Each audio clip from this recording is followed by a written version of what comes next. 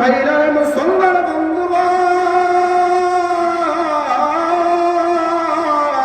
আল্লাহর নবী হযরত পয়গম্বর মূসা আলাইহিস সালাতু ওয়াস সালামের জামানায় আল্লাহর পয়গম্বর মূসা আমার আল্লাহর সঙ্গে কথা বলতেন, কথোপকথন করতেন।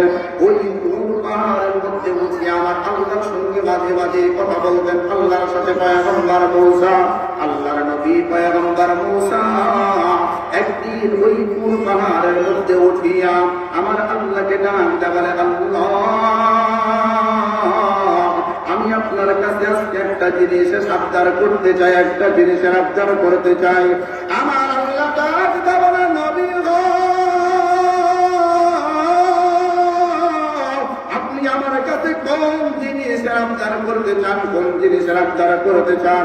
আল্লাহর পয়গম্বর মূসা ডাকতে বলে, আল্লাহ, আমি আপনার কাছে আবদার করতে চাই, এই দুনিয়ার জমিনের মধ্যে এমন একটা বান্দার কথা আপনি বইলা যান, যেই বান্দার জীবনের গুনাহের কারণে, খারাপ আমলের কারণে, যেই বান্দার বদ আমলের কারণে আপনি আল্লাহ রাব্বুল আলামিন ওই বান্দার নামটা জাহান্নামের খাতার মধ্যে লেখাইছেন, ওই বান্দার নামটা আপনি জাহান্নামের খাতার মধ্যে লিপিবদ্ধ করে দিয়েছেন। আল্লাহ ওই বান্দার সঙ্গে আমি একটু দেখা করতে চাই, কথা বলতে চাই। আমার আল্লাহ ডাকতে বলে, পয়গম্বর,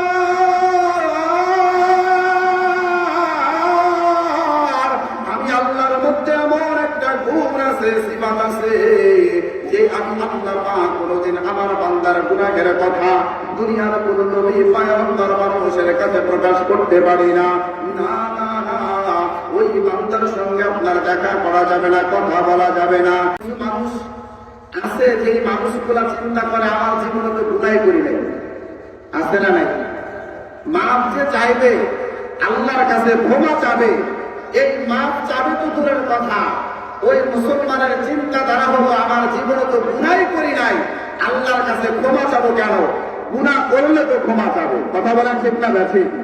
এমন মানুষ দুনিয়াতে আছে না নাই? আপনারা কি জানেন? দুনিয়াতে আছে কিনা তা জানি না, কিন্তু আমার টাঙ্গাইলের মধ্যে এক আল্লাহর বান্দা আছে, যেই বান্দা 80 বছর 70 বছর বয়স হয়ে গেছে, এরপরে বান্দার মাথার মধ্যে চিন্তা চেতনা হলো এই বান্দার জীবনে একটা গুনাহ করে নাই, এই জন্য ওই বান্দাটা আল্লাহর কাছে ক্ষমা চায় না। নাউজুবিল্লাহ জোরে বলেন। মুসলমান, এমন চিন্তাধারা যদি আমাদের মধ্যে থাকে, তাহলে আল্লাহর কবর আমাদের জন্য জান্নাতের ঘর হবে না জাহান্নামের ঘর হবে? বলবে সে, হুজুর এমন কথা তো জীবনে শুনি নাই।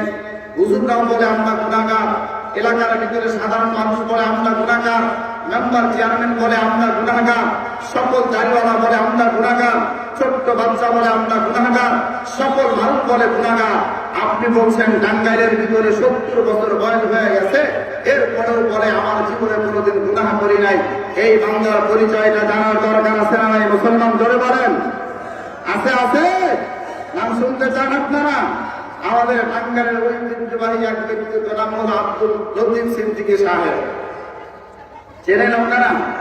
ওনার এক বক্তব্যের মধ্যে আমি শুনেছি, উনি বলেছে, হুজুররা যখন মোনাজাত করে তখন বলে, আল্লাহ আমি গুনাহ করেছি, আমাদেরকে ক্ষমা করেন। সকল মুসলিমগণ হাতের মোনাজাত করে বলে আমিন আমিন, কিন্তু আমি বলি না কখনো। কেন? বলে আমার জীবনে আমি কোনোদিন গুনাহ করি নাই। নাউজুবিল্লাহ বলেন না? বলে আমার জীবন আমি গুনাহ করি নাই। মুসলমান, আল্লাহ পাক বলেন না, ইয়া আইয়ুহাল্লাযীনা আমানু তুবু ইলাল্লাহি তাওবাতান নাসুহা। হে ঈমানদার বান্দারা, ঈমানদার যারা, আল্লাহর প্রতি যাদের বিশ্বাস আছে, ঈমান আছে, আল্লাহ বলেন ওই বান্দাগুলো যদি আমি আল্লাহর কাছে তওবা করে, আমি আল্লাহ ওই বান্দার জীবনে সব গুনাহ মাফ করে দিই। সুবহানাল্লাহ করে বলেন। এখন আল্লাহ আমার আপনার জীবনের গুনাহগুলো ক্ষমা করবে কিনা, এইটা নিয়ে অনেক হতাশা। গতকালকে একজন প্রশ্ন করেছে আমাকে, হুজুর জীবনে যেই গুনাহ করেছি এই গুনাহটা আল্লাহ তো জীবনেও কোনোদিন ক্ষমা করবে না, আল্লাহ পাক বুঝি কোনোদিন মাফ করবে না। আমি বললাম, ভাই আল্লাহর নাম হইল আর রহমান, আমার আল্লাহর নাম হইল আর রহিম, আমার আল্লাহর নাম হইল গফফার, আমার আল্লাহর নাম হইল আস-সাত্তার। এ মুসলমান ভাইজান, মুসলমান বন্ধুগণ, এ মুসলমান বাজানো পরবরঞ্চলের মা,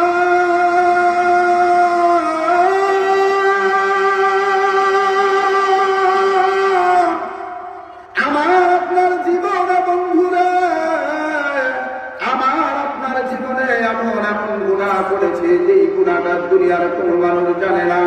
ওই রাতের আঁধার অন্ধকারের মধ্যে এমন গুনাহ করেছে দুনিয়ার কোনো মানুষ জানে না। জানে কিন্তু একমাত্র আমার আল্লাহ। ওই গুনাহটা আমার আল্লাহ ক্ষমা করবে কিনা, মাফ করবে কিনা, এই গ্যারান্টি মুসলমান নিজেও দিতে পারবো না। কথা বলেন ঠিক না ব্যাপী? কিন্তু মুসলমান হওয়ার আমার কোনো কারণ নাই। আমি আপনাদেরকে ছোট্ট একটা গুনাহ মাফের ঘটনা শোনাই এই পয়েন্টটা শেষ করে দিব। মুসলমান দিলটা নরম করে দিবেন।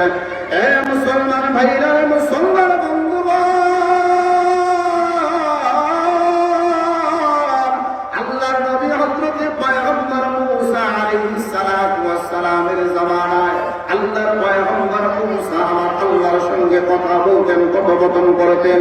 ওই পাহাড়ের মধ্যে উঠে আমার আল্লাহর সঙ্গে মাঝে মাঝে কথা বলতেন আল্লাহর সাথে পয়গম্বর মূসা। আল্লাহর নবী পয়গম্বর মূসা একদিন ওই পুর পাহাড়ের মধ্যে উঠিয়া আমার আল্লাহকে ডাকতে বলে, আল্লাহ, আমি আপনার কাছে আজকে একটা জিনিসের আবদার করতে চাই, একটা জিনিসের আবদার করতে চাই। আমার আল্লাহ ডাকতে বলে, নবী গো, আপনি আমার কাছে কোন জিনিসের আবদার করতে চান, কোন জিনিসের আবদার করতে চান? আল্লাহর পয়গম্বর মূসা ডাকতে বলে, আল্লাহ, আমি আপনার কাছে আবদার করতে চাই, এই দুনিয়ার জমিনের মধ্যে এমন একটা বান্দার কথা আপনি বইলা যান, যেই বান্দার জীবনের গুনাহের কারণে, খারাপ আমলের কারণে, যেই বান্দার বদ আমলের কারণে আপনি আল্লাহ রাব্বুল আলামিন ওই বান্দার নামটা জাহান্নামের খাতার মধ্যে লেখাইছেন, ওই বান্দার নামটা আপনি জাহান্নামের খাতার মধ্যে লিপিবদ্ধ করে দিয়েছেন। আল্লাহ গো, ওই বান্দার সঙ্গে আমি একটু দেখা করতে চাই, কথা বলতে চাই। আমার আল্লাহ ডাকতে বলে, পয়গম্বর,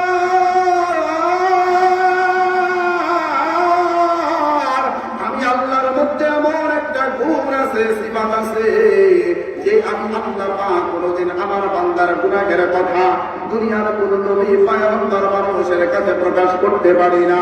না না না, ওই বান্দার সঙ্গে আপনার দেখা করা যাবে না, কথা বলা যাবে না। আল্লাহর নবী ডাকতে বলে, মালিক, ওই আল্লাহ ওই বান্দার সঙ্গে যদি আপনি একটু দেখা করে দিবেন, ওই বান্দার কাছে জেনে নিতাম ওই গুনাহগুলা কোনোদিন করতাম না, ওই জাহান্নামের খাতার ভিতরে আমার নামটা লেখা যাইত না, ওই জাহান্নামের বাসিন্দা আমি হইতাম না রে মাওলা।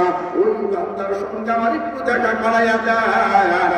আমার আল্লাহ ডাকতে বলে, হাবিব গো, ওই বান্দার সঙ্গে আপনার দেখা হবে না।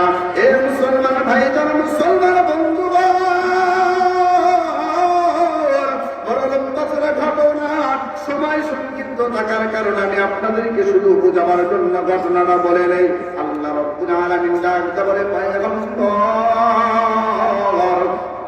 ওই বান্দার সঙ্গে আপনার দেখা করায়া দেব, ওই বান্দার সঙ্গে আপনার দেখা হবে, কিন্তু পয়গম্বর, ওই বান্দার সঙ্গে দেখা হবে, ওই বান্দার সঙ্গে আপনার কথা হবে না। সুবহানাল্লাহ, জোরে কর। আমার আল্লাহ ডাকতে বলে, নবী গো,